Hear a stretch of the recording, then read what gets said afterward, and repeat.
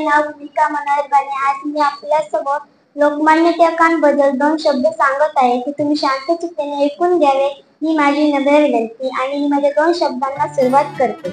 स्वराज्य हा माझा जन्मसिद्ध हक्क आहे आणि तो मी मिळवणारच, अशी सिंहगर्जना करून इंग्रजांना हादरवून सोडणारे थोर देशभक्त म्हणजे लोकमान्य टिळक. सन्माननीय व्यासपीठ, वंदनीय गुरुजन वर्ग आणि माझ्या मित्रमैत्रिणींनो, सर्वांना माझा नमस्कार.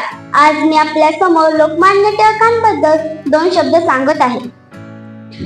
स्वराज्य हा माझा जन्मसिद्ध हक्क आहे असे सांगणारे लोकमान्य टिळक. लोकमान्य टिळकांचा जन्म 23 जुलै 1856 रोजी रत्नागिरी जिल्ह्यातील चिखली या गावी झाला. त्यांचे पूर्ण नाव बाळ गंगाधर टिळक असे होते.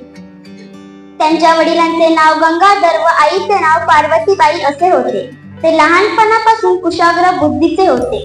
आत्मविश्वास आणि निर्भीकपणा हे त्यांचे गुण होते. 1877 मध्ये त्यांनी पुण्याच्या डेक्कन कॉलेज मधून पदवी मिळवली. त्यांनी केसरी मराठा ही 2 वृत्तपत्रे सुरू केली.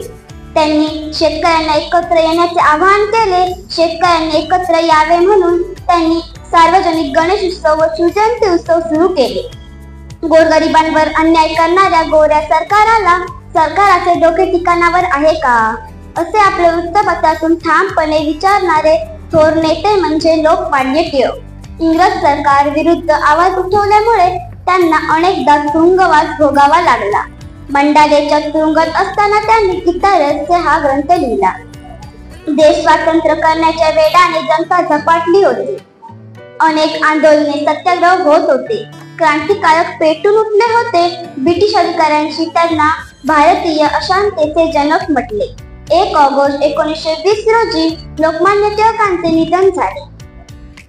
भारतीय जनतेला स्वातंत्र्याचा मार्ग दाखविणारा दीपस्तंभ मावळला. अशा या थोर नेत्याला माझे कोटी कोटी प्रणाम.